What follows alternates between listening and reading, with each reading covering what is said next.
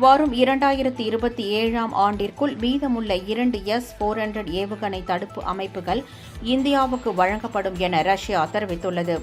Russia வடிவமைத்துள்ள S-400 அதிநவீன வான் பாதுகாப்பு கவச வாகனம் 600 கிலோமீட்டர் தொலைவில் இருந்து வரும் ஏவுகணைகளையும் கண்காணிக்கும். அதேபோல் 400 கிலோமீட்டர் தொலைவில் உள்ள இலக்குகளை இடைமறித்து அழிக்கக்கூடிய வல்லமை பெற்றுள்ளது.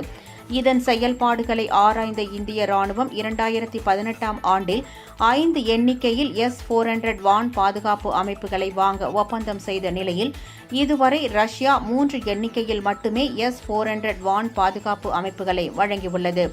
மீதமுள்ள 2 அமைப்புகளையும் வழங்கும்படி இந்தியா ரஷ்யாவிற்கு வேண்டுகோள் விடுத்துள்ளது.